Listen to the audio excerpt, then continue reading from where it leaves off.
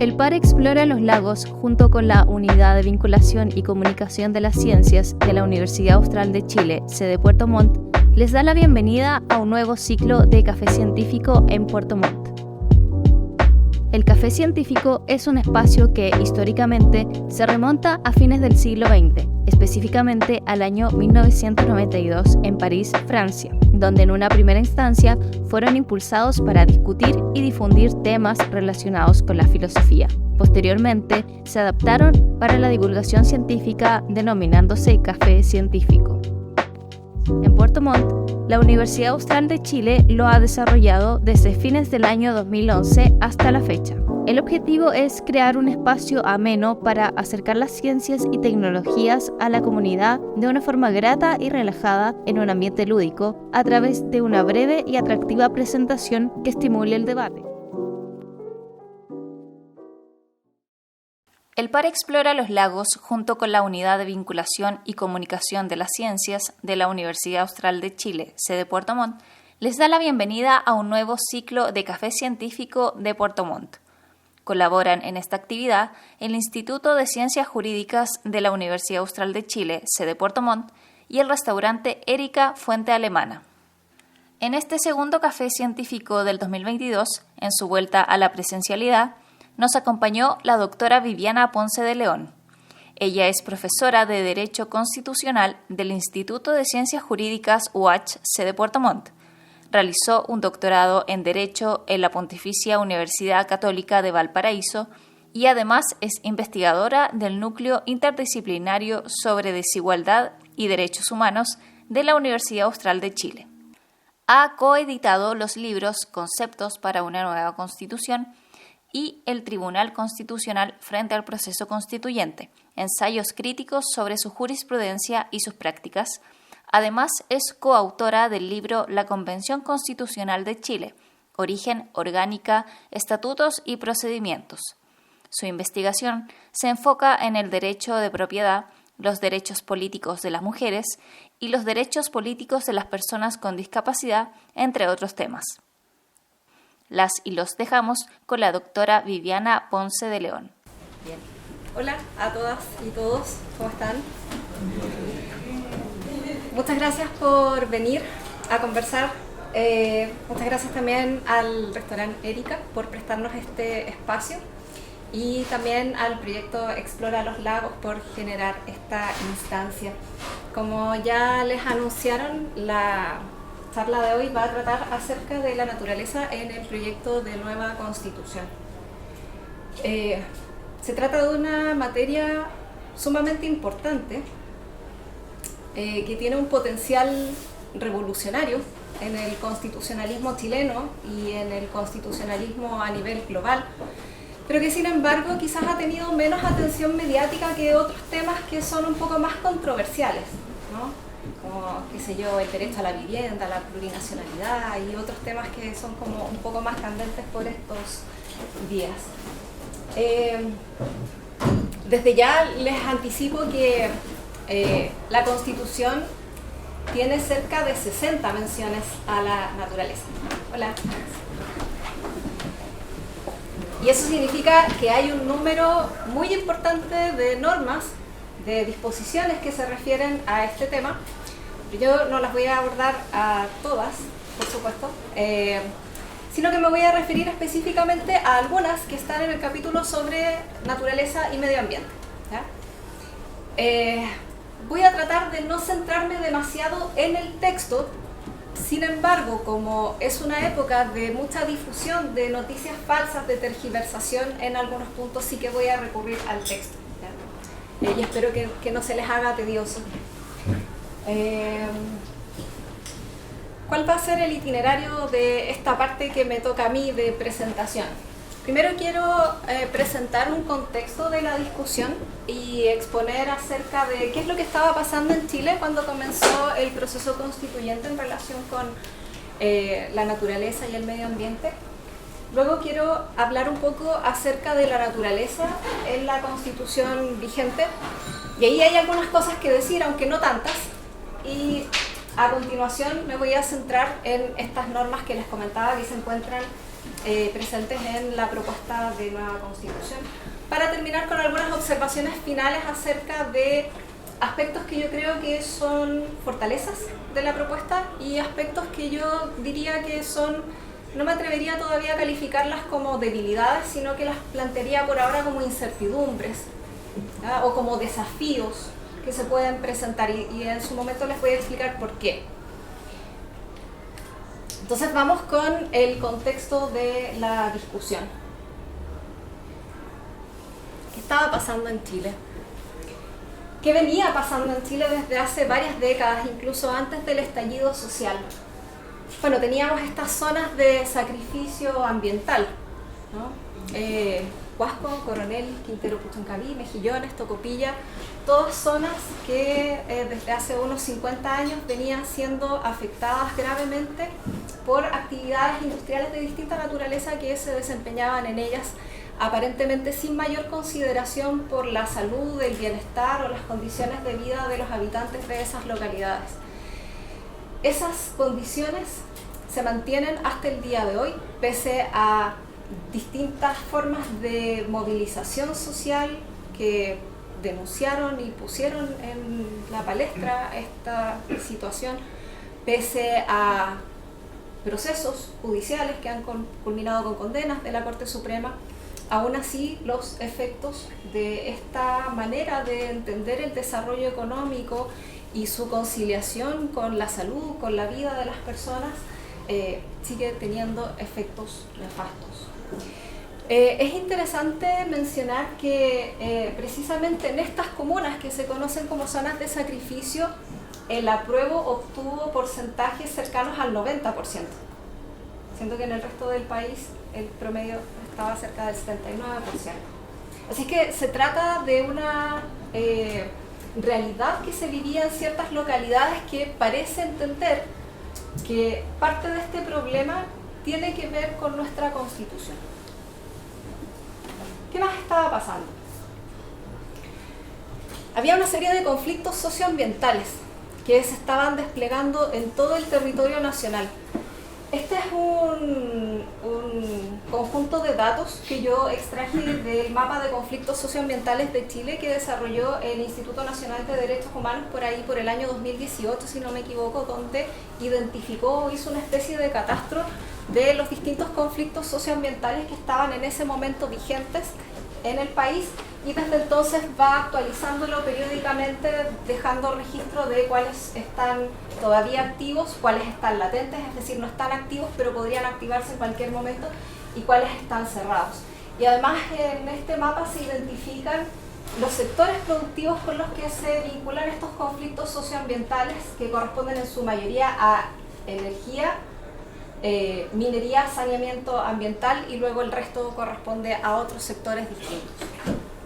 Además, si tienen la oportunidad de revisar este mapa, se van a dar cuenta de que hay una indicación de cuáles son los derechos que usualmente están involucrados en estos conflictos. Muchos de ellos tienen que ver, como por ejemplo, con derechos de pueblos originarios o con el derecho a la salud.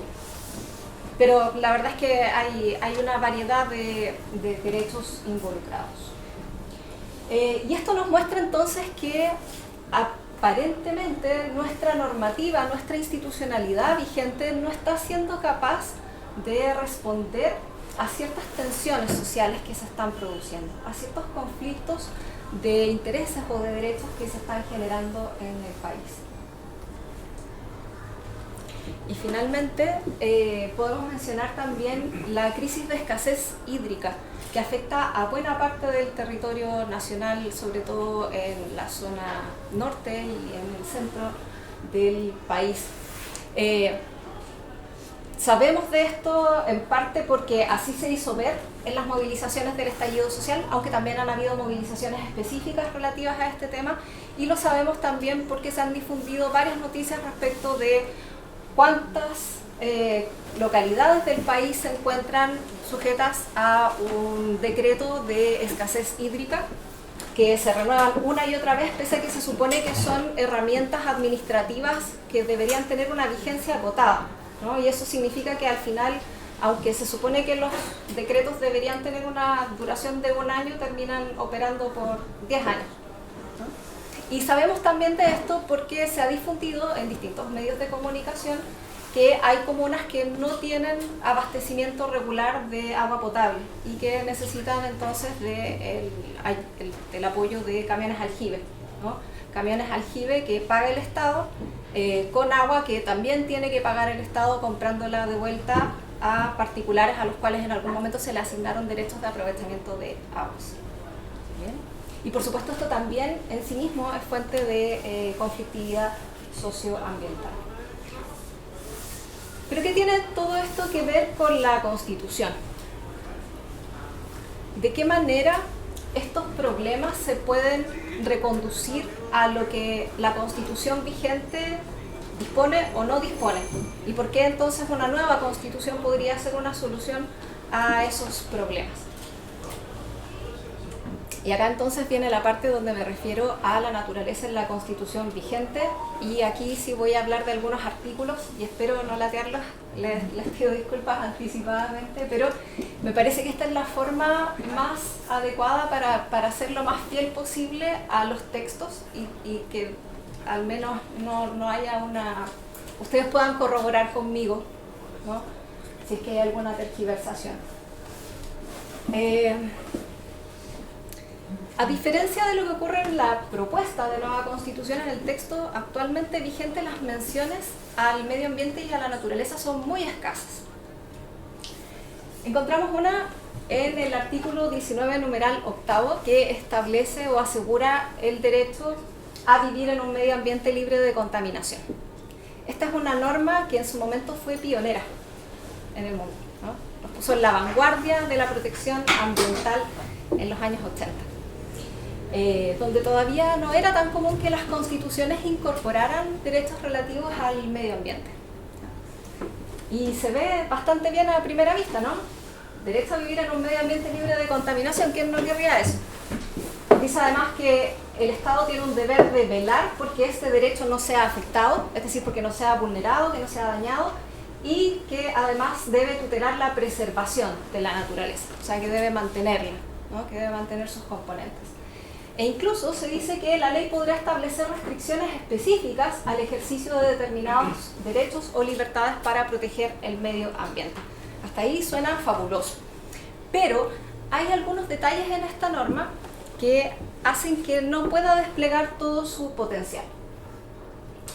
El derecho a vivir en un medio ambiente libre de contaminación. ¿Por qué esta palabrita vivir? Perdón. ¿Por qué podría representar un problema? Porque necesariamente eso significa, para que el medio ambiente tenga protección, que una persona viva se vea afectada. Sin embargo, hay daños ambientales que podrían producirse en localidades aisladas donde no vive nadie, ¿no? Pero que a su vez puedan tener un impacto en otras localidades o en distintos ecosistemas, ¿no? Entonces esta palabrita, vivir, es una de las que reduce el potencial de esta norma. Hay otra parte de la disposición que también genera algunos problemas, que es la idea de medio ambiente libre de contaminación. ¿Y por qué? Se podrán preguntar ustedes. Bueno, la pregunta es, ¿qué significa contaminación? ¿Cómo resolvemos qué es un medio ambiente libre de contaminación? En la Constitución no hay definición de contaminación, pero sí hay en la ley. Específicamente en el caso chileno hay una ley de bases del medio ambiente que regula esto y define la contaminación como la concentración de ciertos componentes, elementos, sustancias, energías o una combinación de ellos en una concentración superior o inferior a aquellas que determina la ley. ¿Bien? Entonces la ley fija un estándar de lo que cuenta como contaminante y si de alguna manera se transgrede, se infringe esa norma, entonces ahí hay contaminación. ¿Pero qué pasa si no hay ley? ¿Qué pasa si no hay ley sobre un contaminante determinado? Porque todavía no sabemos o no sabíamos que era contaminante y ahora empieza a aparecer la evidencia, pero el Congreso no puede responder tan rápidamente. Bueno, no podemos aplicar la norma. ¿O qué pasa con distintas formas de degradación ambiental que no son técnicamente contaminación? La sequía, por ejemplo, no es contaminación. La pérdida de biodiversidad, la pérdida de beneficios ecosistémicos, por ejemplo. Ahí tampoco podemos aplicar la norma. Entonces nuevamente nos encontramos con el mismo fenómeno, perdón que te esté dando la espalda, de que a partir del texto nos encontramos con elementos que disminuyen el potencial de esta norma. Hay una cuestión un poco técnica, pero igual se las comento, que tiene que ver con la última parte de la disposición, cuando se habla de estas restricciones específicas al ejercicio de otros derechos, ¿no? Si uno mira la disposición, esto pareciera indicar, por ejemplo, que si hay un conflicto entre, no sé, la propiedad, por ejemplo, o el derecho a desarrollar actividades económicas y la protección del medio ambiente, se podrían imponer restricciones a estos derechos, ¿no?, para preservar la naturaleza. Pero resulta que la norma dice que estas restricciones son específicas. Y eso ha sido entendido en algunas oportunidades como que la ley tiene que regular con extremo detalle cuáles van a ser las restricciones. Y el problema es que como estas materias son sumamente técnicas y a veces requieren apoyo de otras disciplinas, el Congreso no siempre es la institución más adecuada para regular estas materias. A veces requiere ser auxiliado por distintos ministerios, ¿no? Distintos ministerios que a través de normas técnicas van a ir determinando estas restricciones. Y ahí entonces nos encontramos con un tercer elemento que limita el potencial de esta norma. Hola.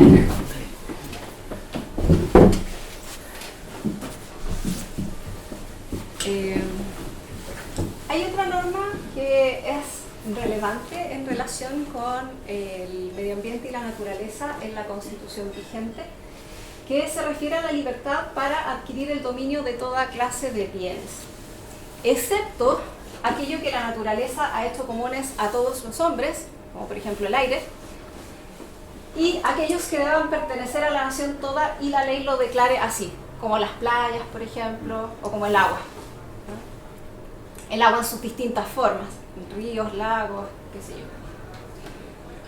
Y hasta ahí pareciera que vamos bien, ¿no? Pareciera que tenemos un conjunto de bienes que están inmunizados frente a los excesos de la propiedad, ¿no? Pero no es tan así, porque aunque estos bienes no son susceptibles de dominio, sí son susceptibles de autorizaciones para su uso exclusivo. Es decir, yo no puedo hacerme dueña de las aguas, pero sí puedo obtener un derecho de aprovechamiento de aguas, ¿no? O yo no puedo hacerme dueña de la playa, pero sí puedo obtener una concesión, ¿no?, para el uso de esa playa. Eso en sí mismo no es problemático, y esto quiero aclararlo. No es malo que existan esas autorizaciones. De hecho, existen en la mayor parte del mundo. El problema tiene más bien que ver con cuáles son los límites de esas autorizaciones, que se pueden llamar concesiones, permisos, licencias, etcétera, dependiendo del caso. De aquí entra en juego la tercera norma, el santo grial de los derechos constitucionales en Chile, el derecho de propiedad. En sus diversas especies, aquí viene una parte que a mí me da pesadillas en la noche, sobre toda clase de bienes corporales o incorporales. Esto en realidad tampoco es tan anómalo. Es decir, los tribunales en el mundo reconocen que hay propiedad sobre distintas clases de bienes y que no todos son cosas corporales, tangibles, que podemos sentir, tocar y reconocer con los sentidos, sino que también podría haber propiedad sobre cosas que podemos percibir intelectualmente, un derecho, ¿no? Entonces yo puedo tener propiedad sobre una licencia, un permiso, una concesión, que son cosas que no existen en el mundo real, pero que las crea el derecho, ¿ya? Y en Chile es el único país del mundo donde su constitución asegura constitucionalmente esa propiedad. Entonces, se da esta contradicción de que tenemos bienes que por ley son bienes nacionales, que son bienes que todas y todos se supone que podemos usar y que nos pertenecen como comunidad, pero constitucionalmente se puede asegurar la propiedad sobre estas autorizaciones de uso de estos bienes. Y una vez que se le otorga algo a alguien en propiedad, es muy difícil quitárselo. Y parte de esto me imagino que ustedes lo han escuchado en las distintas discusiones o debates a propósito del derecho de propiedad, porque el derecho de propiedad está amparado con una serie de garantías expropiatorias. Si el Estado pretende quitarme mi propiedad, ¿qué tiene que hacer? Me tiene que indemnizar, entre otras cosas. Y hoy en día, esto no lo puse aquí en la lámina, hoy en día la indemnización es por el daño patrimonial efectivamente causado. Entonces, si pensamos en el caso de los derechos de aprovechamiento de aguas, que además tienen una norma propia, ¿no?, donde expresamente se asegura su propiedad, y recordamos que en el mercado de aguas, estos derechos se transan por sumas astronómicas, dependiendo de la localidad en que se encuentren, dependiendo del caudal por el cual se hayan otorgado esos derechos. Entonces resulta que el Estado está atado de manos, no puede hacer nada, no tiene cómo recuperar esas aguas. Para agravar todavía más la situación, cuando vemos exactamente cómo se otorgaron esos derechos de aprovechamiento de aguas al alero del Código de Aguas de 1981, resulta que el sistema parece que estaba diseñado para precisamente impedir la acción estatal, porque estos derechos de aprovechamiento de aguas se otorgaron gratuitamente, es decir, no se les exigió ninguna suma, ninguna contraprestación a las personas que los recibieron, pese a que se trata de un bien que en principio nos pertenece a todas y todos. Se otorgaron a perpetuidad, es decir, aunque fallezca su titular, lo transmite y lo mantiene su familia o dentro de su línea de sucesión indefinidamente. No están sujetos o no estaban sujetos a causales de caducidad o revocación, y por lo tanto, si yo era titular de un derecho de aprovechamiento de aguas y lo quería tener ocioso, ¿no?, esperando que subiera su valor en el mercado de aguas para venderlo, podía hacerlo perfectamente, aunque la localidad donde vivía estuviera sufriendo una sequía severa, por ejemplo. Virtualmente sin limitaciones. De hecho, en el código original de aguas no había ninguna limitación al ejercicio de estos derechos. Recién en el año 2005, después de varios intentos de reforma, fue posible introducir un caudal ecológico mínimo, es decir, una cantidad de agua que la Dirección General de Aguas tiene que preservar en el caudal y que no puede otorgar por la vía de estos derechos de aprovechamiento. Y también se creó en esa misma oportunidad la figura de la patente por no uso. Una suma de dinero que yo debo pagar si es que no quiero usar las aguas, para que no me las quiten. Si no pago, entonces ahí me pueden quitar mi derecho, ¿no? Pero no es por no usarlo precisamente, sino más bien porque no pago la patente. Entonces, si se fijan, hasta aquí hay una visión, hay una concepción extraordinariamente mercantilizada de las aguas, en circunstancias que uno pensaría que es el tipo de bien que por excelencia debería quedar exento, que debería quedar fuera de esta clase de lógicas. Y en esa misma línea también se establecía que los derechos de aprovechamiento de aguas eran plenamente comerciales, se pueden traspasar de una persona a otra en este mercado de aguas. Dicho sea de paso, este mercado de aguas no tiene absolutamente ninguna regulación ni intervención estatal.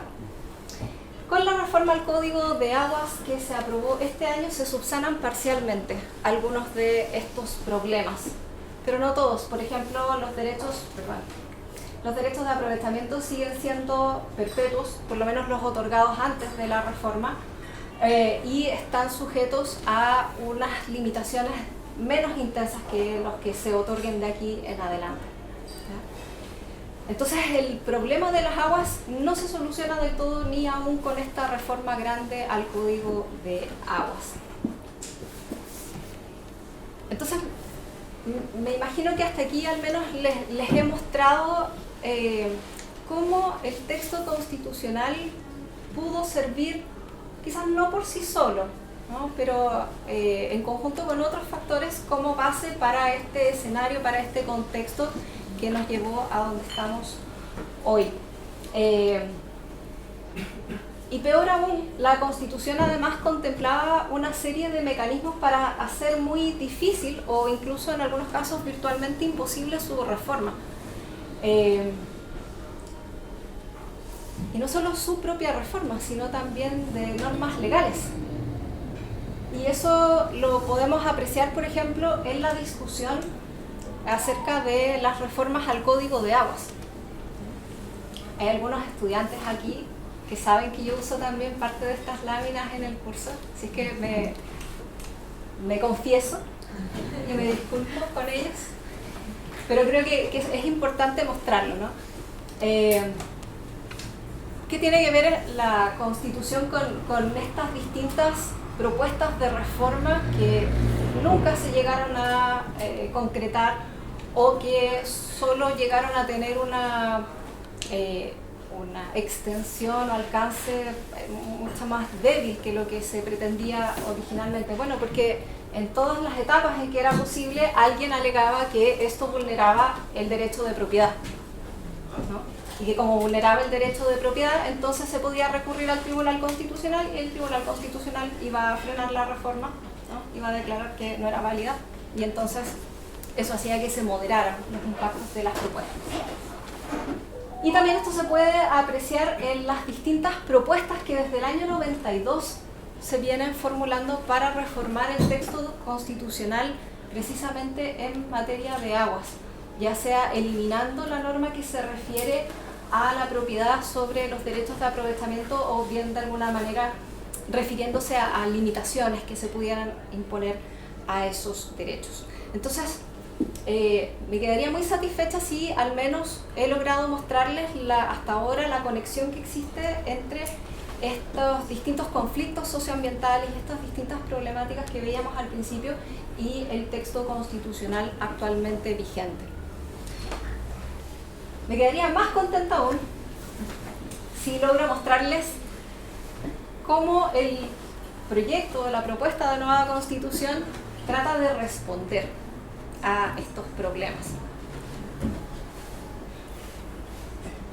Como les decía, hay más de 60 menciones a la naturaleza y al medio ambiente en el proyecto de nueva Constitución, pero yo me voy a referir a un conjunto más bien acotado de normas que se refieren a este tema.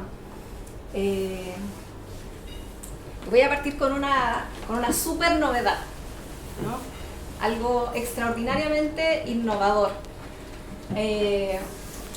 Al menos en nuestra tradición jurídica, ¿no? Porque esto sí existe en otras constituciones de la región, como por ejemplo en Ecuador, que es el reconocimiento de la naturaleza como titular de derechos, y que es una idea que yo diría que hasta el día de hoy en algunas facultades de derecho más conservadoras es causa de risa, ¿no?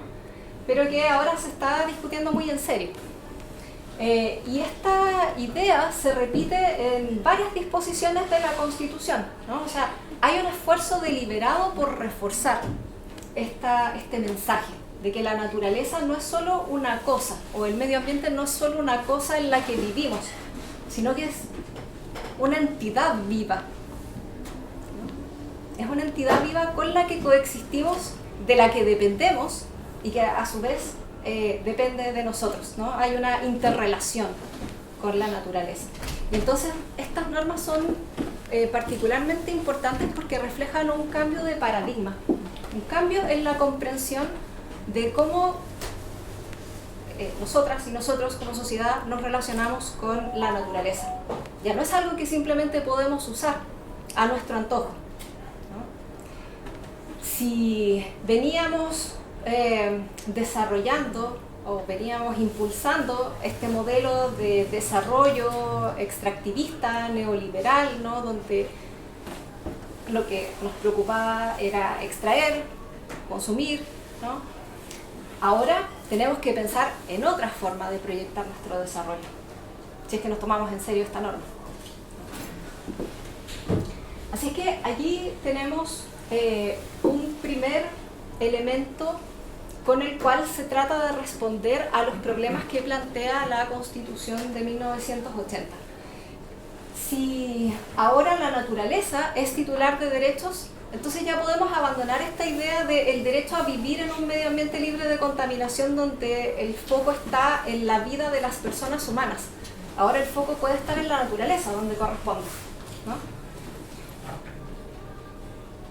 También se establecen una serie de principios para la protección de la naturaleza y el medio ambiente.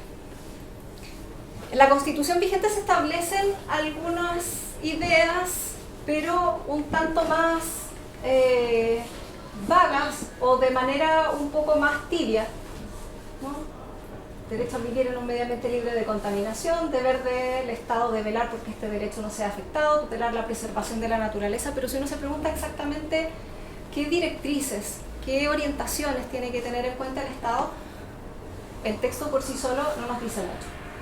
Pero en la propuesta eso cambia y se incluyen una serie de principios que deberían guiar la acción del Estado, partiendo por el principio de progresividad, que nos dice que la protección de la naturaleza y el medio ambiente debe ser incremental y no debe ser recesiva, ¿no?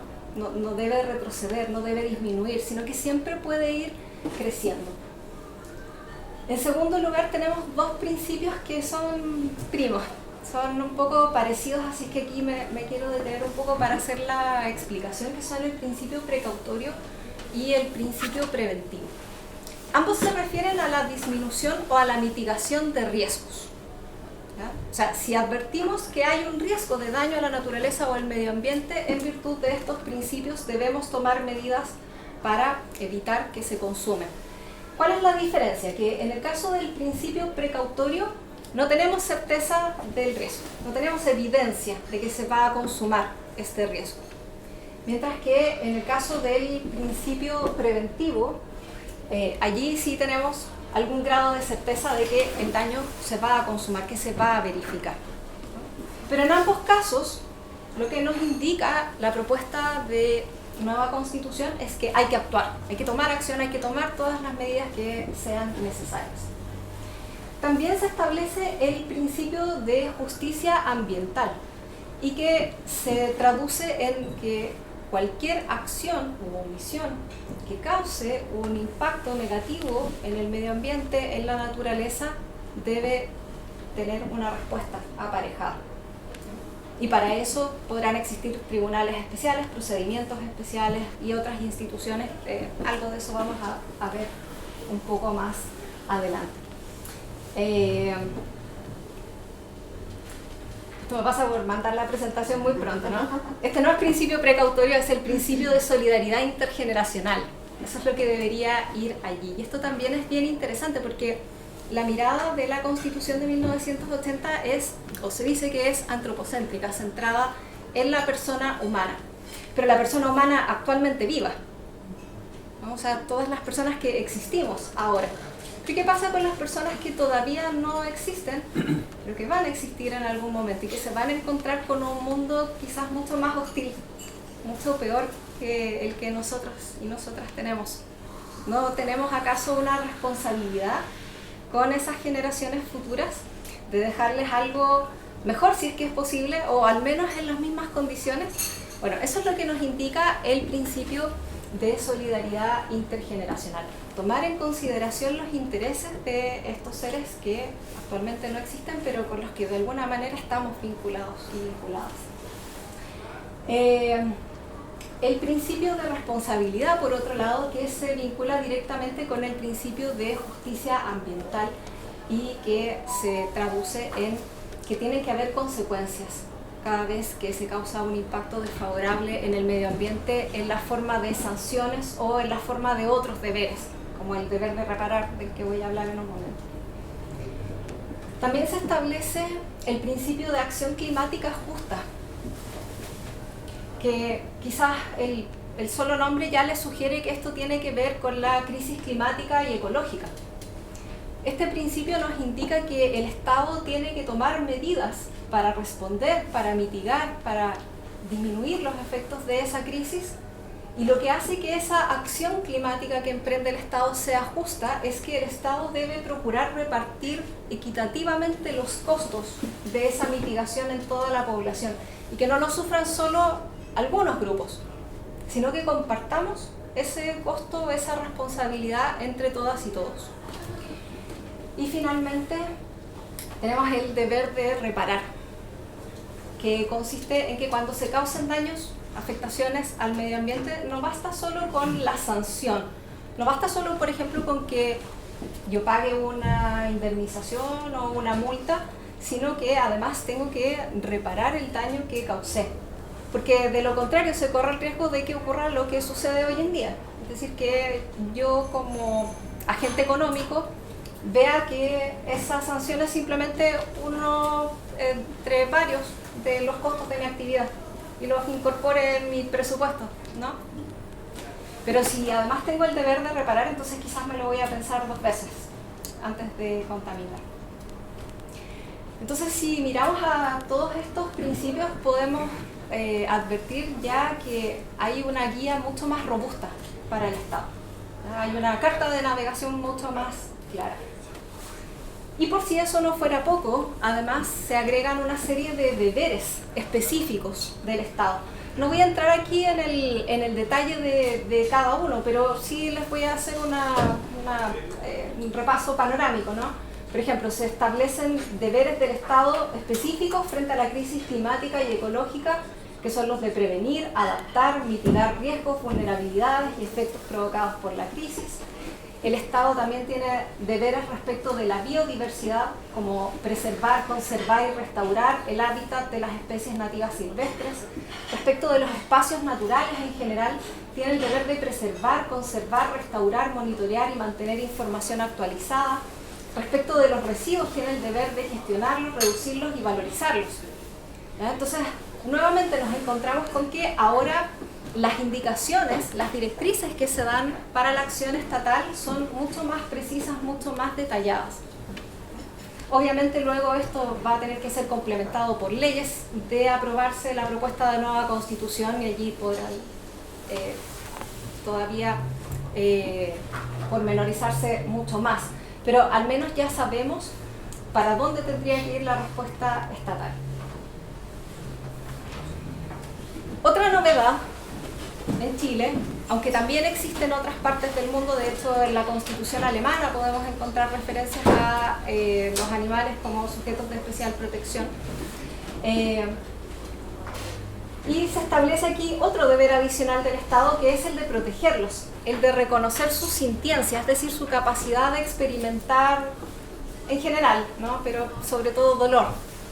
Y el derecho a vivir una vida libre de maltrato. Esto también refleja un cambio de paradigma en nuestra tradición constitucional, porque nuevamente implica apartarse de esta mirada antropocéntrica centrada en la persona humana y reconocer, ya no en calidad de titular de derechos, eso es cierto, pero implica ceder un espacio a otras formas de vida, ¿no? A las que también debemos proteger y respecto de las cuales también tenemos responsabilidades. Y además, como esto precisamente implica un cambio de paradigma, implica un cambio cultural, se impone al Estado y sus órganos el deber de promover una educación basada en la empatía y en el respeto hacia los animales. Hasta ahí entonces esta idea del derecho a vivir en un medio ambiente libre de contaminación centrado en la persona ya se va desvaneciendo casi completamente. Ahora tenemos una forma mucho más robusta, o tendríamos, ¿no? Perdón, que a veces me anticipo. Podríamos tener una visión más robusta de cómo vamos a interactuar con la naturaleza, con nuestro entorno. Eso quizás sirve para entender, lo que hemos hablado hasta ahora, cómo se responde a la primera norma que vimos en la Constitución vigente, ¿no? Esta que se refería al derecho a vivir en un medio ambiente libre de contaminación. Pero ¿qué pasa después con esto de la apropiabilidad de los bienes, las concesiones, las autorizaciones? Bueno, aquí también hay un cambio de régimen, o una propuesta de cambio de régimen, que se manifiesta en la figura o en la categoría de los bienes comunes naturales, que son definidos como elementos o componentes de la naturaleza, lo que tradicionalmente denominaríamos recursos naturales, ¿no? Pero que ahora es una expresión que ya no aparece en ninguna parte en la Constitución porque se quiere cambiar esa forma de entender los elementos o componentes de la naturaleza. Ya no son recursos económicos, son parte de nuestra existencia. Y respecto de ellos, el Estado tiene un deber de custodia. Dado que son bienes comunes y que son bienes indispensables para nuestra existencia, el Estado tiene una posición especial de custodio de estos bienes. Y el propósito, el sentido último de ese deber de custodia es asegurar los derechos de la naturaleza y el interés de las generaciones presentes y futuras, ¿no? Nuevamente aparece esta visión que trasciende el presente y que trasciende la vida estrictamente humana. Y además, para dar cierta seguridad, dar cierta certeza en este punto, se incluye un listado de cuáles son estos bienes comunes naturales. Entre ellos se incluye el mar territorial y su fondo marino, las playas, las aguas, los glaciares, los humedales, los campos geotérmicos, el aire, la atmósfera, la alta montaña, las áreas protegidas, los bosques nativos, el subsuelo. Y aunque se mencionan ellos, el listado potencialmente puede abrirse a otros que mencione la Constitución o la ley en el futuro. Respecto de estos bienes comunes, hay una clasificación que es importante para hacer el contraste con la Constitución vigente entre bienes apropiables e inapropiables, ¿verdad? Respecto de los apropiables podemos tener dominio. Y respecto de ellos, el deber de custodia del Estado se traduce en la facultad de poder regular, dictar normas para definir con qué límites se van a usar y gozar esos bienes. O sea, no va a haber, no necesariamente va a haber un derecho ilimitado de propiedad sobre esos bienes. El Estado siempre retiene la facultad de regular su uso y goce. ¿Cuáles son estos bienes apropiables? La verdad es que la propuesta de nueva Constitución los define en términos negativos y dice más bien que son apropiables todos los que no son inapropiables. O sea, lo normal es que sean los bienes comunes naturales apropiables. ¿Y cuáles son los inapropiables? Aquellos que no son susceptibles de dominio o propiedad. El agua, el aire, el mar territorial y los demás que declare el derecho internacional, la Constitución y la ley en su momento. Respecto de esos bienes, entonces, no podría haber derecho de propiedad, por su especial relevancia, por su especial trascendencia. Y como tienen esta especial trascendencia, también los deberes que tiene el Estado respecto de ellos son mucho más extensos. Tiene que preservarlos, tiene que conservarlos, tiene que restaurarlos, los tiene que administrar de manera democrática, solidaria, participativa y equitativa. Entonces ya no es una cuestión estrictamente técnica, como es algo que le concierne a la comunidad, ¿no? También pueden tomar parte en la toma de decisiones en esta materia. Aquí llegamos al punto crítico, ¿no? ¿Qué pasa con las autorizaciones de uso de estos bienes? ¿Se permiten, no se permiten? Y si se permiten, bueno, ¿con qué características? Se permiten. Y por eso me interesaba también aclarar que no es en sí mismo malo que existan estas autorizaciones. El problema es cómo se definen, cómo se establecen los contornos de estas autorizaciones.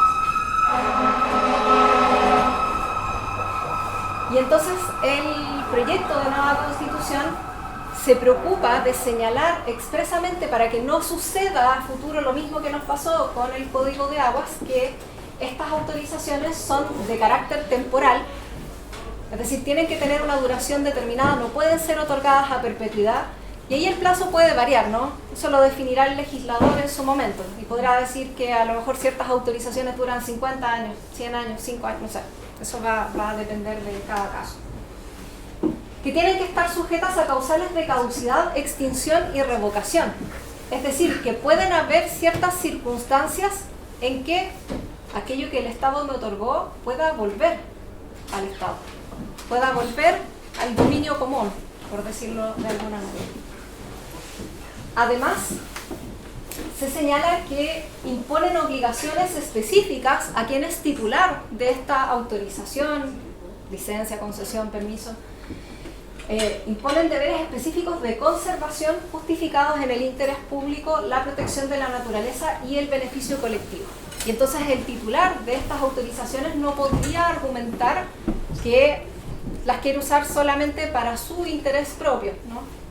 O solamente con un fin lucrativo, sino que además va a tener que conciliar esos fines con estos otros, por el tipo de bienes sobre el cual recae su autorización. Y finalmente se señala que no generan derechos de propiedad.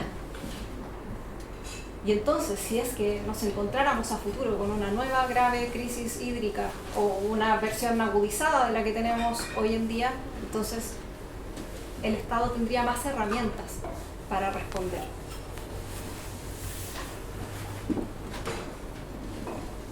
Respecto de esto, también me gustaría destacar que hay normas especiales, específicas, relativas a las autorizaciones para el uso de las aguas, que son un tipo de bien común natural, ¿no?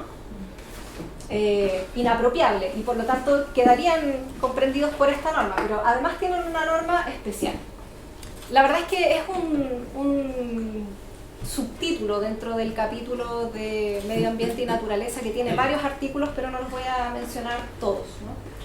Entre las normas importantes se nos dice algo que quizás es un poco inusual para una constitución, que las constituciones normalmente regulan derechos, los límites de los derechos, competencias de órganos del Estado, pero aquí se hace una declaración quizás casi a nivel filosófico. El agua es esencial para la vida.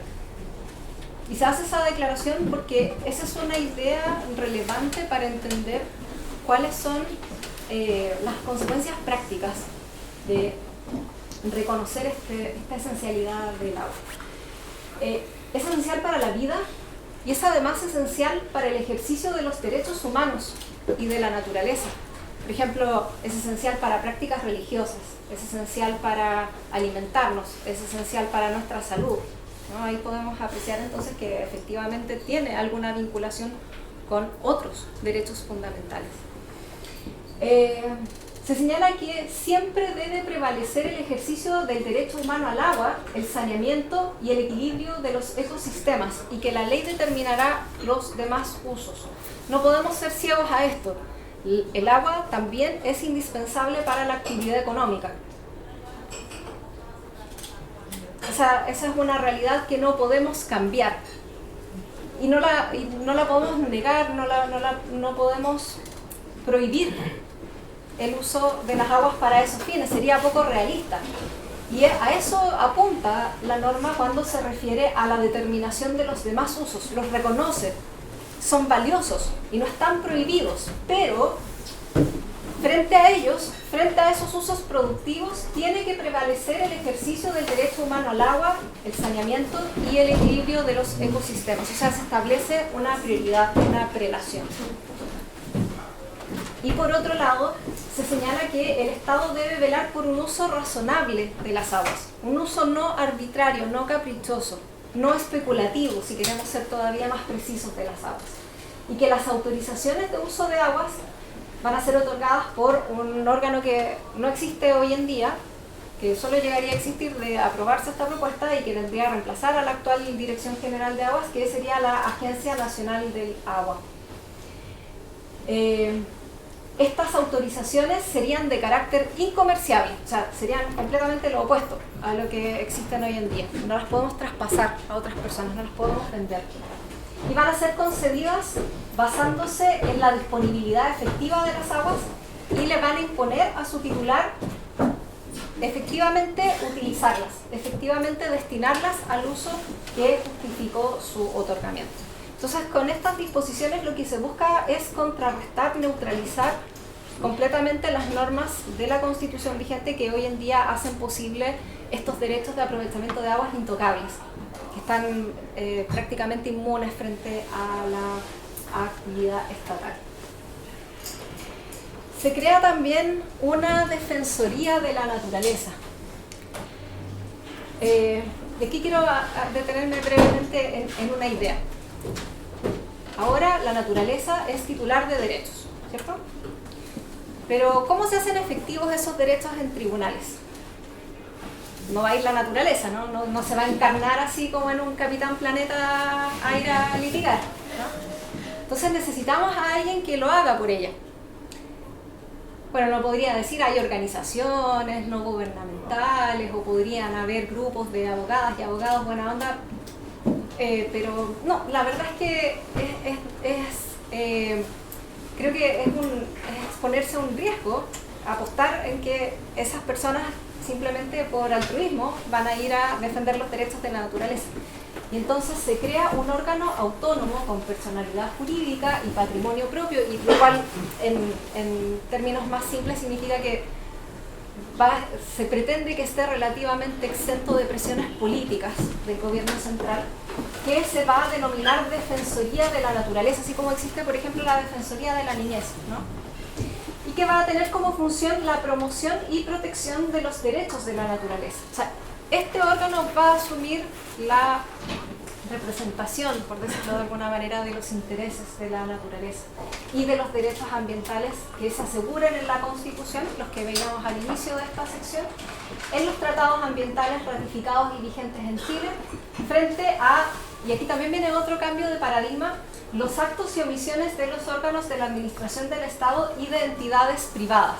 Porque si bien en la Constitución vigente sabemos, porque así lo indican los tribunales, que los derechos constitucionales que tenemos le imponen también deberes a otros particulares y no solo al Estado, eso no se menciona tan claramente en el texto constitucional, pero ahora sí que queda claro.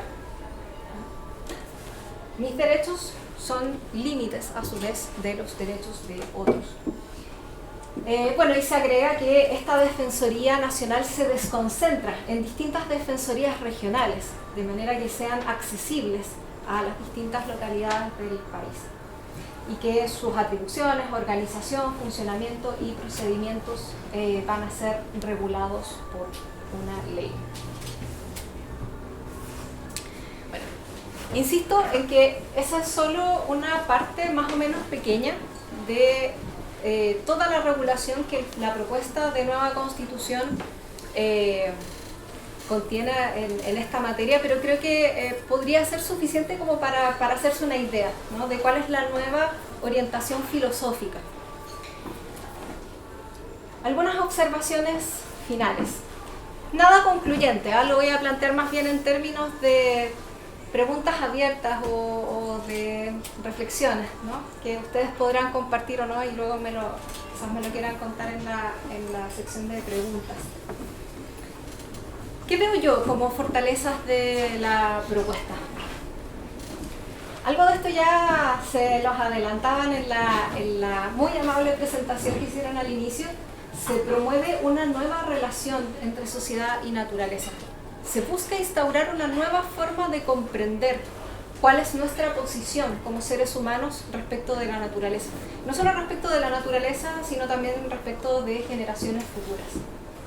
En segundo lugar, se establecen principios y objetivos específicos que orientan de manera mucho más clara el actuar del Estado. Se reconoce que hay ciertos bienes que nos son comunes a todas y todos como sociedad, y que por lo tanto no pueden quedar entregados únicamente al interés particular o económico. Puede estar presente, ¿no?, pero no va a ser el único ni el interés prevalente. En cuarto lugar, creo que la propuesta le otorga muchas más herramientas al Estado para enfrentar la crisis en la que estamos inmersas e inmersos. Es una realidad. Y finalmente, y creo que esto es de las cosas que menos se ha mencionado en el debate público, es que esta propuesta en esta materia busca distribuir el poder en la toma de decisiones ambientales. Acá yo mencioné solo una manifestación de esa fortaleza a propósito de los deberes que los bienes comunes inapropiables le imponen al Estado, ¿no? Esto de administración democrática, solidaria, participativa y equitativa.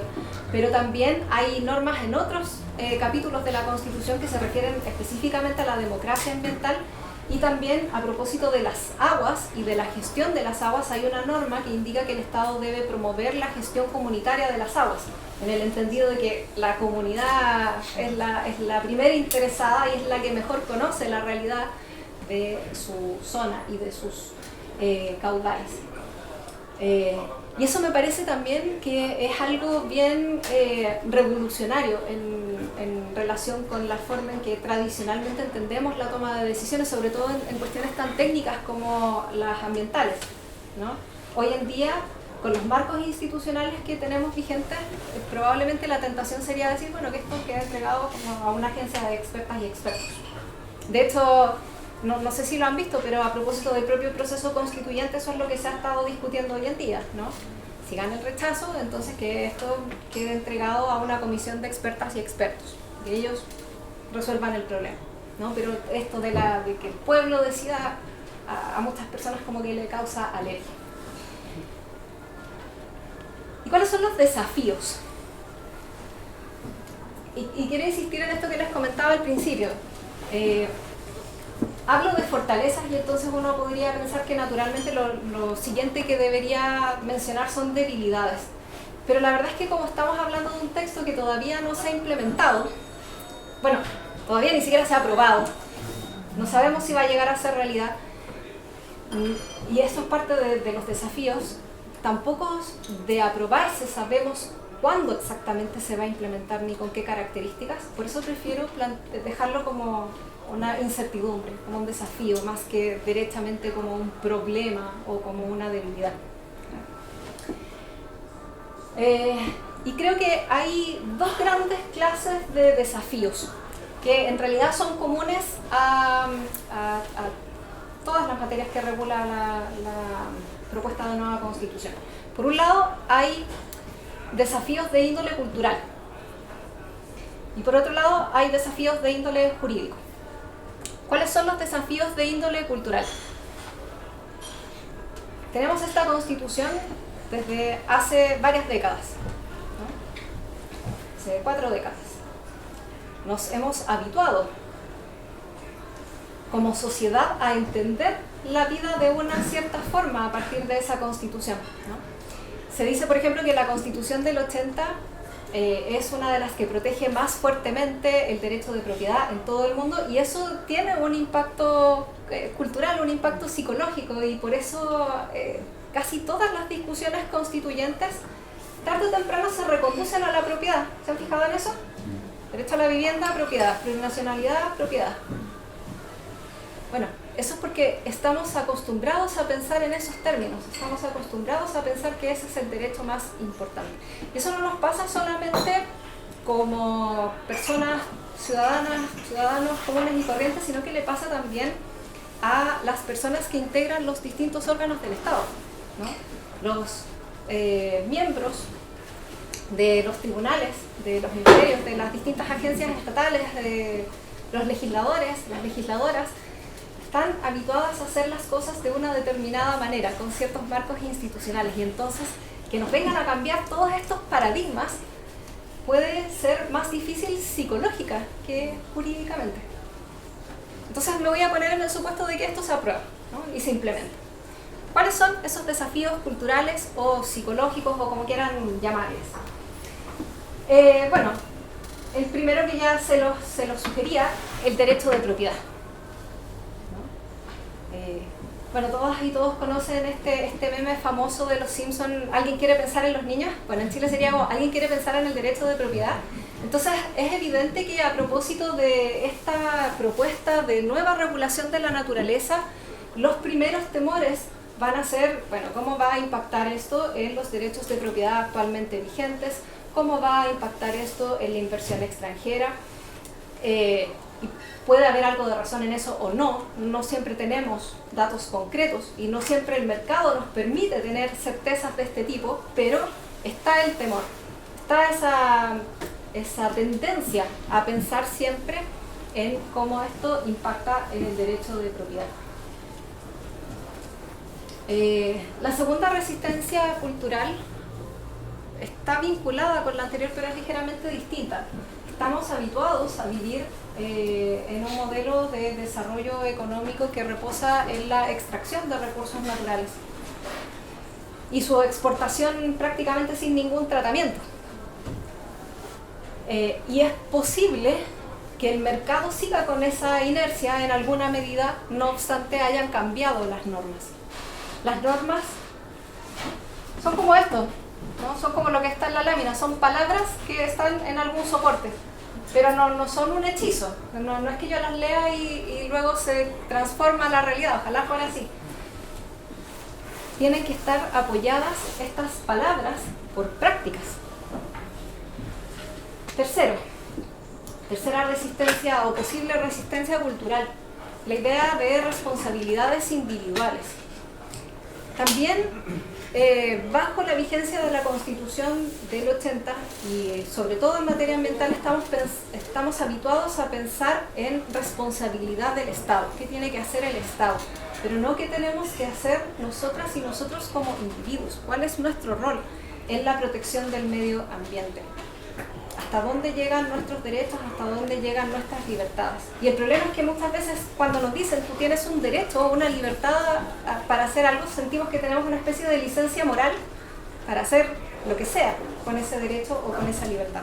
Pero bajo estos nuevos parámetros no es tan así. Y la cuarta resistencia cultural tiene que ver con la tradición cultural, que como les decía tiende a ser fuertemente antropocéntrica y estar centrada en la persona humana, y puede ser difícil incorporar o hacer espacio para estos nuevos sujetos titulares de derechos o sujetos de protección como la naturaleza y como los animales, por más que exista la norma. El problema con todas estas resistencias culturales es que eventualmente podrían incluso verse defraudadas en algún sentido las expectativas de la ciudadanía, ¿no? Se aprueba el texto, se implementa, pero a lo mejor no llega a ser tan expansivo su efecto como uno pensaba. Y en ese sentido, quizás esto pueda sonar un poco cansador si uno lo proyecta a futuro, pero el proceso constituyente no se termina con el plebiscito de salida. Seguimos teniendo una responsabilidad de informarnos, de difundir lo que podamos, de compartir la información verídica, comprobada idealmente, para hacer posible, para facilitar en la medida que nos quepa estos cambios culturales, para ser partícipes de estos cambios culturales. Bueno, y el último desafío es un desafío ya más bien jurídico y que tiene que ver con la transición. Nuevamente, suponiendo que se aprueba esta propuesta, no se va a implementar todo por arte de magia de la noche a la mañana. La Constitución, la propuesta de nueva Constitución, tiene un apartado final solo de disposiciones transitorias que se refiere a cuáles son los órganos encargados de ir implementando estas nuevas disposiciones y en qué plazos tienen que hacerlo.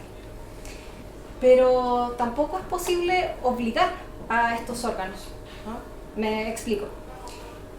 Mucho de lo que se pretende implementar con la propuesta de nueva Constitución queda entregado a una ley, ¿no? No sé si se fijaron, pero en varias oportunidades yo les dije esto lo tiene que regular una ley, esto lo tiene que regular una ley. ¿Qué pasa si no se dicta esa ley?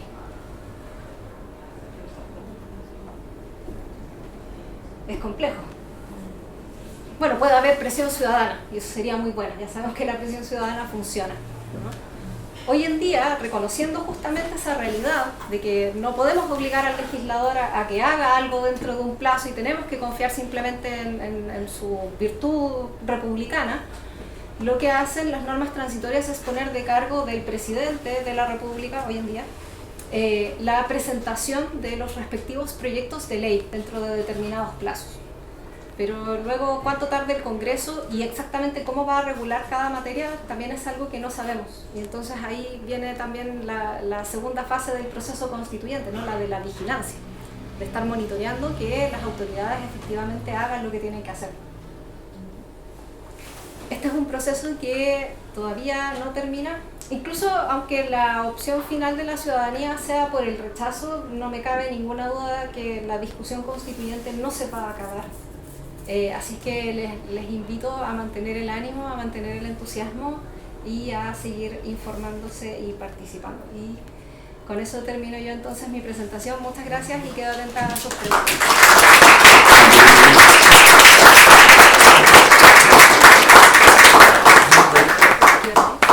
Bueno, agradecemos a la profesora Viviana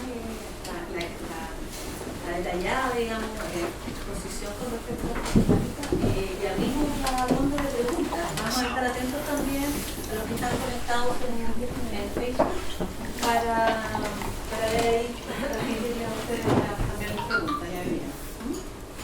¿Quién se anima? Perfecto, me llevo. Muchas gracias por la presentación. Creo que es muy informativo tener estos espacios para ir conversando también todo lo que conlleva la propuesta de nueva constitución y cómo se compara con la vigente. Te quería consultar sobre el último punto, si la iniciativa popular de ley puede ser una instancia para presionar por porque estas normas se implementen en una ley concreta en un tiempo corto, por decirlo así. Sí, podría, o sea, no es que no haya ninguna herramienta, a lo que quería llegar era más bien a que no podemos directamente forzar al Congreso ni tampoco tenemos una regla por defecto de antemano, ¿no? Hay otros sistemas donde existe la figura de la inconstitucionalidad por omisión, que implica que un tribunal puede declarar que es contrario a la Constitución que el Congreso no se pronuncie sobre una determinada materia. Podría darle un plazo o podría incluso disponer cuál es la regla que debería haber consagrado el respectivo órgano legislativo, ¿no? Aquí no tenemos precisamente eso, pero ahora, esto no es tema de esta presentación precisamente, pero tenemos muchas más herramientas de democracia participativa que nos permiten de alguna manera impulsar ciertas discusiones.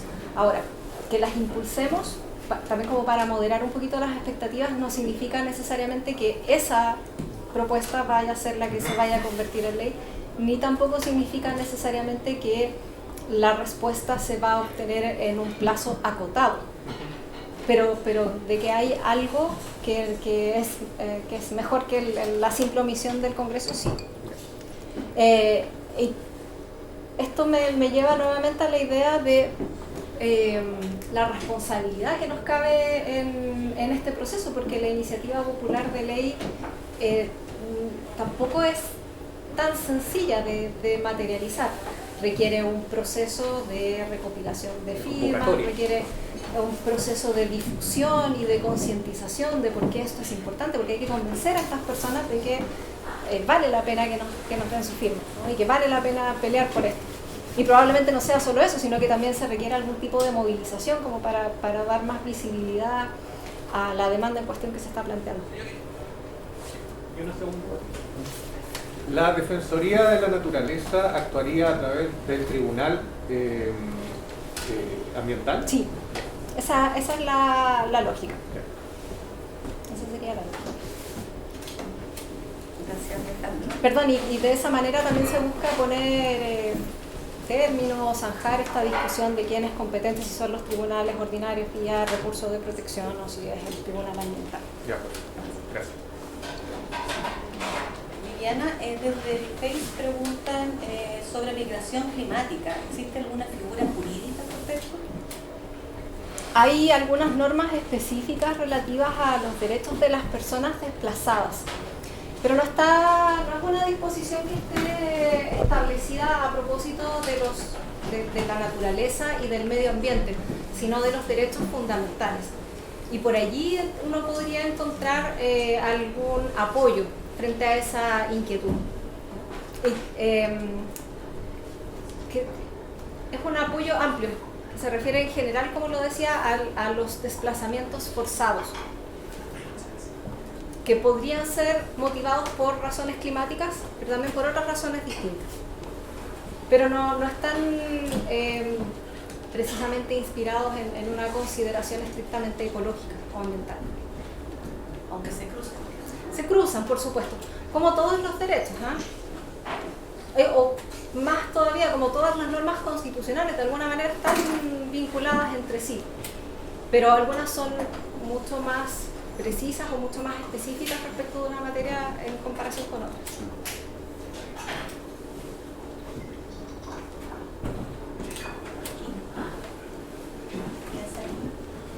Aquí. Espero no preguntar algo que haya dicho. Me queda la duda sobre el tema de los derechos de agua.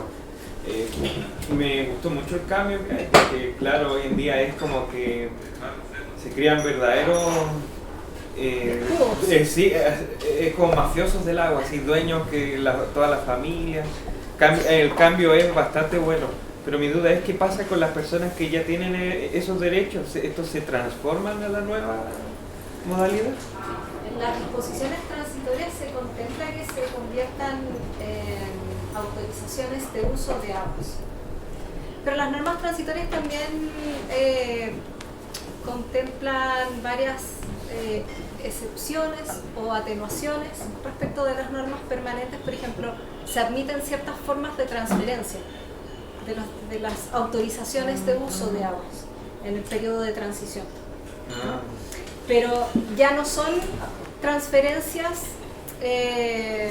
netamente comerciales, ¿no? Sino que tienen que estar motivadas, tienen que ser autorizadas por la Dirección General de Aguas, o si se llega a constituir por la Agencia Nacional de las Aguas. Sigue siendo un régimen distinto. A mí lo que me, no sé si me preocupa, pero la duda que me surge es qué va a pasar con las indemnizaciones, porque esa es una discusión que no está zanjada. O sea, una cosa es que un derecho pase de tener ciertas características a tener otras distintas, y otra cosa separada es si ese cambio da origen a un derecho a indemnización. Y por eso hablaba de estos desafíos culturales, porque ahí yo creo que el desafío cultural relativo a la forma en que entendemos la propiedad podría entrar en juego. Podría ser que los tribunales nacionales digan, no, este cambio normativo, por más que sea constitucional, da derecho a indemnización. O sea, yo creo que no les debe gustar el cambio que tienen los derechos en este momento, así que lo más probable es que... O sea, al menos lo van a intentar. Sí. Y es posible que se acoja esa pretensión. Perdón por interrumpir. No, pero claro, o sea, yo me imagino por sobre todo la región de Valparaíso, porque ahí es donde más se ve ese problema. Son familias que ya todos saben quiénes son los dueños del agua. Entonces yo me imagino que algún conflicto va a haber, por eso me queda la duda si había alguna norma transitoria con respecto a este tema, porque si era de golpe se van a poner en pie de guerra. Pero las normas transitorias, la verdad es que en materia de aguas no establecen una gradualidad tan marcada como en otros ámbitos. De hecho, yo diría que son de las normas transitorias más inmediatas dentro del capítulo de normas transitorias, salvo por los plazos que se le confieren al Ejecutivo para presentar los proyectos de ley adecuatorios. O sea, allí se advierte muy nítidamente una cierta urgencia, una cierta necesidad de inmediatez, de un cambio más acelerado que en otras áreas temáticas. Pero ciertamente eso va a dar lugar a controversias, y hay que pensar que los titulares de derechos de aprovechamiento de aguas no necesariamente son personas chilenas, ¿no? Pueden ser personas extranjeras, inversionistas extranjeros que quizás estén amparados por tratados internacionales de protección de la inversión extranjera, y esos tribunales sí que podrían decidir más fácilmente todavía que los chilenos que allí sí hubo algún tipo de expropiación que requiere ser compensada. Entonces esto va a generar algún costo para el Estado probablemente. Esperemos que no sea un costo que no sea insostenible, ¿no? Esperemos que sea un costo que al menos se pueda de alguna manera solventar. Acá había otra pregunta. Es que me molesta la luz. Gracias por la presentación. Quiero hacer una pregunta por un caso concreto. La verdad es que yo participo en un movimiento social y el conflicto socioambiental en el que nosotros estamos, en el que nos sentimos afectados, nos movilizamos en relación a las salmoneras. Hemos estado defendiendo una causa, fuimos a Tribunal Ambiental en una ocasión, ganamos, luego hubo una reformulación del proyecto, se representó, o sea, se modificó y pudo otra vez recibir una aprobación del CEA, etcétera. Ha sido un proceso largo. Entonces, mi pregunta es, como este proceso y otros que conozco que hay están en curso, en el fondo si de aquí a fin de año tenemos una nueva constitución aprobada, mi pregunta es si nosotros podríamos apelar a los derechos de la naturaleza ya en un corto plazo, no sé en qué plazo, desconozco todo lo jurídico, como para poder tener mayores argumentos para seguir trabajando en las causas que ya estamos defendiendo. Hasta ahora hemos tratado de utilizar todo lo que está disponible y ha sido difícil. Afortunadamente hemos podido todavía sostener eso, pero no sé si qué tan probable es que, por ejemplo, de aquí a diciembre, a enero, o en qué momento uno podría empezar a apelar a esto, porque entiendo que habría, no sé, que modificar los criterios de la ley 19.300, creo que es, porque ahí estipula cuáles son los proyectos que tendrán que entrar a un estudio de impacto ambiental versus los que entran a solamente declaración de impacto ambiental, y en ambos casos, lo que respecta a la industria salmonera, va como en contra de todo lo que la Constitución ahora te propone como prioridades para proteger. Entonces, al final, mi pregunta es cómo en la práctica, en un caso concreto que está en curso, ¿cómo podría esto ayudarnos? Probablemente en un caso concreto donde hay un procedimiento que está regulado por ley, va a ser muy difícil que esa ley esté adecuada ya a los términos de la nueva Constitución, porque ahora los procedimientos probablemente tampoco van a ser los mismos en los distintos procedimientos ambientales que existan, o los distintos procedimientos de tutela de derechos en general. También van a haber adecuaciones en cuanto al contenido de distintos derechos. Si bien los derechos están enunciados, están consagrados en la Constitución, después alguien tiene que pormenorizarlos y decir exactamente qué significan sus términos, ¿no? Entonces, nuevamente allí vamos a necesitar una ley adecuatoria. Lo que sabemos por ahora es cuáles son los plazos que tiene el Ejecutivo para enviar esos proyectos al Congreso. Esos plazos oscilan dependiendo de la materia entre 12 meses, 36 meses. Ahora, yo quisiera pensar que el Ejecutivo va a ser un poco más rápido con eso. No lo sabemos, ¿no? Pero aún así, no veo muy probable que de aquí a fin de año podamos ya invocar directamente estos derechos. Pero sí creo que, por ejemplo, las normas un poco más generales que se refieren a deberes del Estado y que no dependen de la configuración legislativa específica, es decir, que están enunciados como deberes directos y que no hay una remisión a la ley, yo creo que eso sí podría servir mucho, no en la litigación, aunque quizás sí, pero sobre todo en las movilizaciones, ¿no? Es decir, cuando la sociedad civil se organiza, por ejemplo, y presenta una demanda colectivamente, no digo una demanda en términos jurídicos, sino que cuando manifiesta un interés que está insatisfecho, una inquietud, un problema, yo creo que allí ese tipo de argumentos podrían tener algún peso si se consideran prospectivamente, es decir, si se considera que tarde o temprano sí van a existir las leyes aplicables a esto. Pero veo muy difícil que de aquí a fin de año ya esto sea una realidad tangible y reclamable ante tribunales. Podría equivocarme.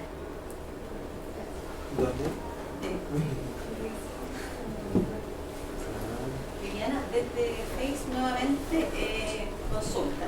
¿Qué tanta incidencia tienen los principios marcos sobre los derechos humanos y medio ambiente, ONU 2018 o el Acuerdo de Escazú?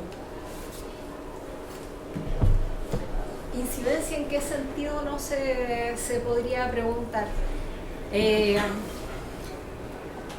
Esto no tiene tanto que ver con temas ambientales, sí tiene que ver con cuál es el valor que se da en Chile al derecho internacional y sobre todo al derecho internacional de los derechos humanos. Este es un tema que bajo la vigencia de la Constitución del 80 daba lugar a múltiples dolores de cabeza y se zanja de alguna manera en la propuesta, ¿no?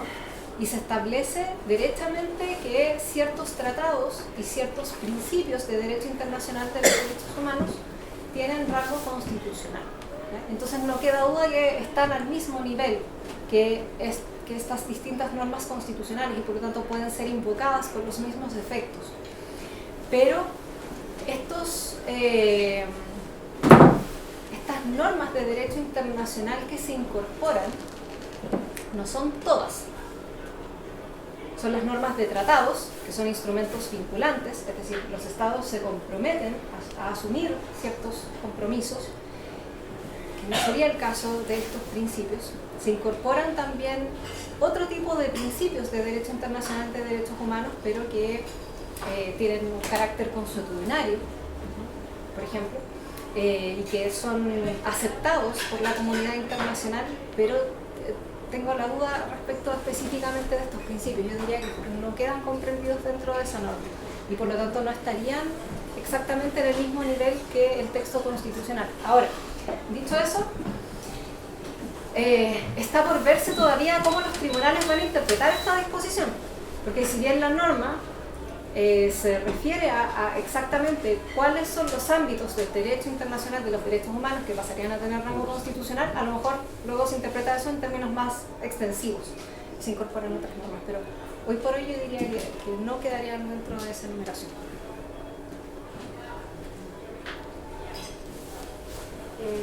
Primero que todo saludarla y yo tengo una pregunta respecto a las responsabilidades que nombró en una de las diapos que decía respecto a los residuos, gestionar, reducir y valorizar. Porque ¿quién se encarga actualmente esto? O sea, actualmente se encarga los municipios. Entonces, ¿Quién gestionar vía concesiones? Claro.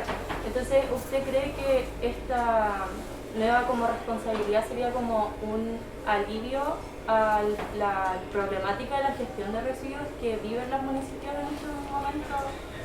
Al menos en esa parte de la disposición, en esa parte de la Constitución, no lo veo tanto como una referencia a la municipalidad o a las competencias de las municipalidades, sino que lo veo más bien como un guiño a la idea de economía circular,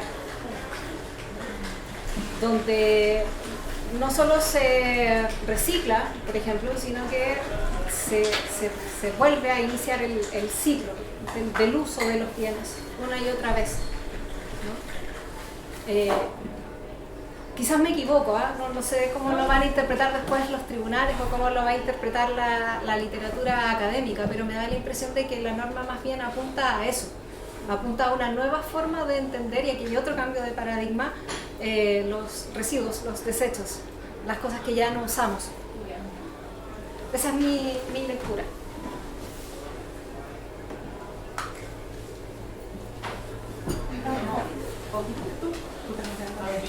Sí,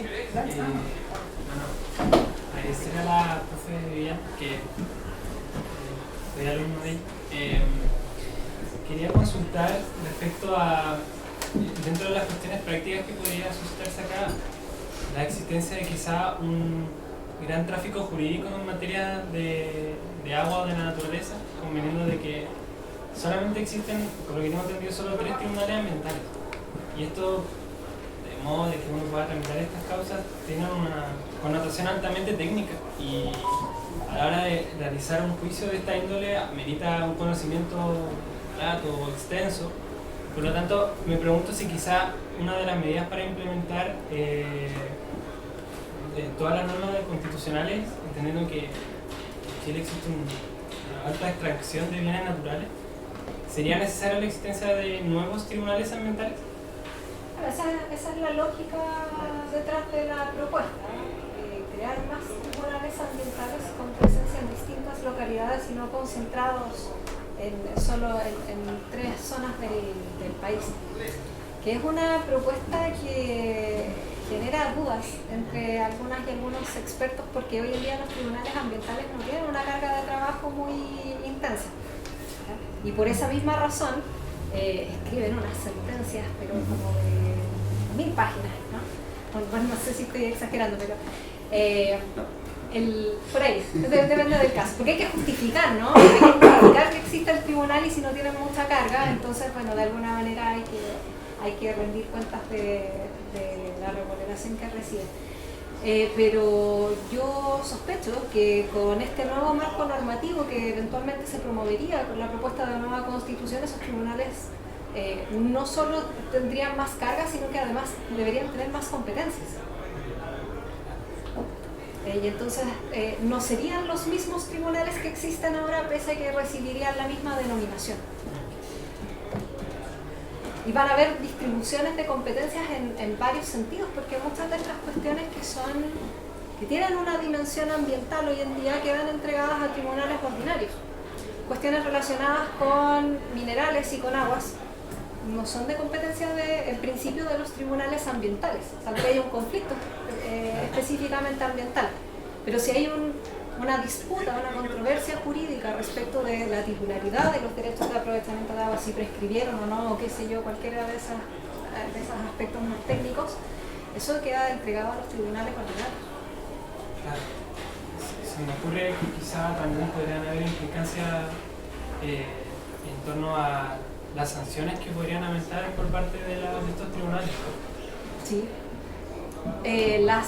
Las sanciones y el tipo de sanciones también, si pensamos en este principio de reparación, de deber de reparar, que ya no, o la idea sería al menos que no baste con la simple sanción, con, por ejemplo, el pago de la multa, de manera que yo pago por contaminar, sino que ahora también, no sé si va a ocurrir, pero se hace posible que el legislador dicte leyes mediante las cuales invoca sanciones alternativas. Pero, por ejemplo, igual se me pensando a partir de la pregunta, ¿no podría el tribunal estar elaborando ciertas políticas públicas de cómo reparar estos daños o qué manera de mitigar algunos problemas que han suscitado? Probablemente no, porque normalmente las sanciones quedan sujetas a un principio de legalidad, en términos más o menos estrictos dependiendo del ámbito en que nos encontremos, ¿no? Esta es una cuestión como bien técnica, pero si estamos en el ámbito penal, ahí el principio de legalidad rige en todo su esplendor. Si estamos en el ámbito administrativo, rige también, pero con una especie de atenuación respecto de lo que ocurre en el ámbito penal. Los tribunales no pueden ser enteramente creativos respecto de las sanciones que imponen, sin perjuicio de que ocasionalmente las leyes, sobre todo tratándose de tribunales administrativos, les pueden dar un cierto margen de maniobra.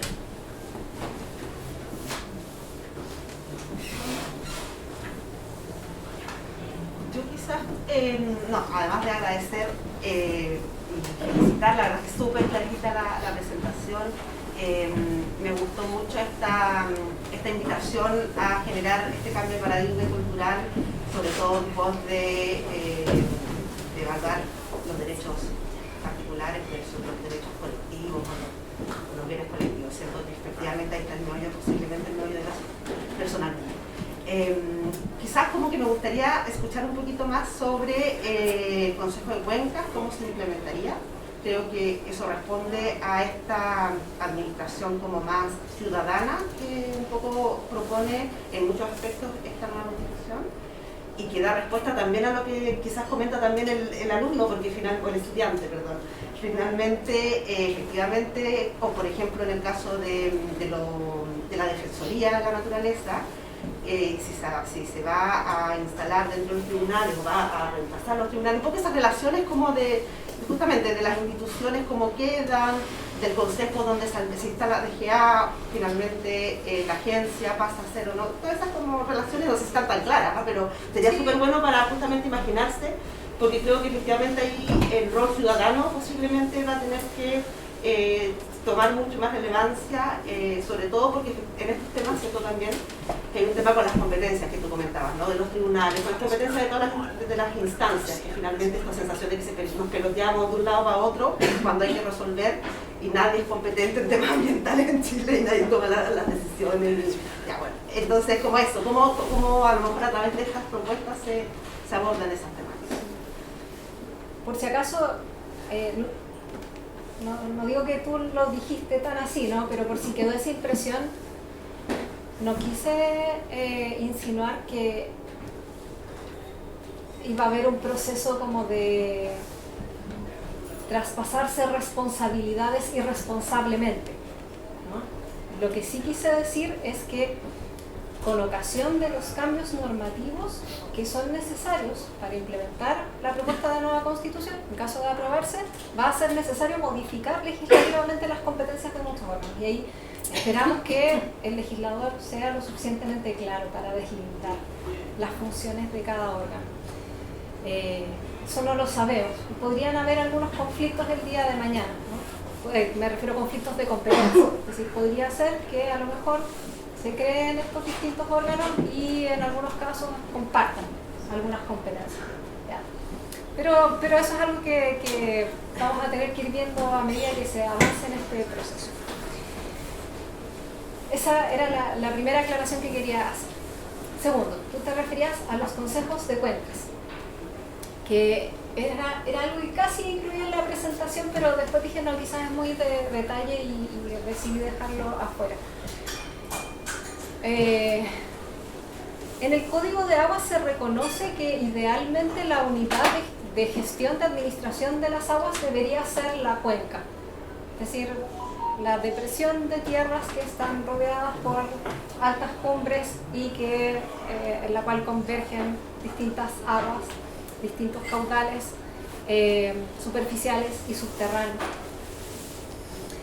Y la razón por la cual la cuenca debería ser la unidad de gestión de las aguas, la unidad de administración de las aguas como un todo, es porque esa cuenca está interconectada, está interrelacionada.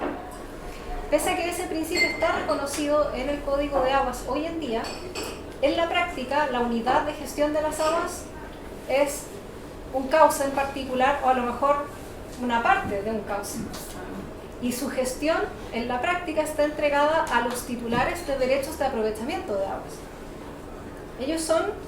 Ellas y ellos, son quienes finalmente toman las decisiones relevantes respecto de cómo se administran esas aguas, cómo se van a repartir, si es que eventualmente tienen que ser reducidos los volúmenes de aprovechamiento frente a una situación de disminución del caudal o de escasez de agua. Entonces, lo que hace la Constitución es recordarnos este principio y ahora elevarlo a la máxima jerarquía normativa. Entonces, se reitera esta idea de que la unidad mínima de gestión son los caudales y que va a haber una entidad específica que va a estar a cargo de esa gestión, que son los consejos de cuenca, que ya no solo va a estar integrado por titulares de derechos de aprovechamiento de aguas y por lo tanto el interés subyacente a la gestión de las aguas ya no va a ser solo la propiedad sobre esos derechos de aprovechamiento, sino que van a intervenir también organizaciones de la sociedad civil y las comunidades que habitan en esas cuencas. Entonces va a haber un órgano con representación múltiple, ¿no? Van a haber distintos grupos y distintos intereses representados en esos consejos de cuenca, y esa también es una expresión de esta democracia ambiental o democracia en la gestión ambiental, efectivamente. Es una muy buena noticia, efectivamente. Hay varios cambios de paradigma, ¿no? Como lo mencionaba, aquí hay otro ejemplo. Yo tengo una pregunta. Saliendo un poco del agua, yéndonos a los bosques, actualmente existe el derecho real de conservación y tú hablaste de que ahora son bienes comunes naturales y que eran inapropiables la conservación y... Son inapropiables las aguas el mar territorial, el aire y los demás que declara el derecho internacional, la Constitución y las leyes. Los demás son apropiables. Son apropiables. Pero hay deberes especiales del Estado respecto de estos, específicamente respecto, por ejemplo, de humedales, de bosques. Se me va el tercero, creo que hay al menos 3 espacios naturales respecto de los cuales el Estado, puede ser la alta montaña, pero no me atrevería a decirlo porque no recuerdo el dato preciso, pero hay deberes específicos a propósito del deber de custodia que tiene el Estado respecto de estos bienes comunes que sí son apropiables, y por lo tanto estos derechos reales que existen hoy en día podrían seguir existiendo. Aunque sean perpetuos, porque el derecho real... Lo que pasa es que la norma,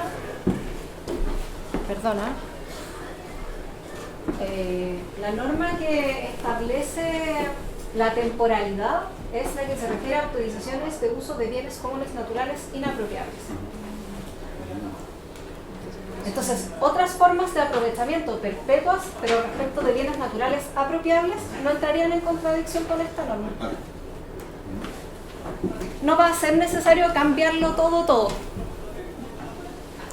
por si acaso, pero al menos respecto de los bienes comunes naturales inapropiables sí que va a ser necesario. Así que si te dedicas a eso, quiere decir que no vas a tener que estudiarlo todo desde cero.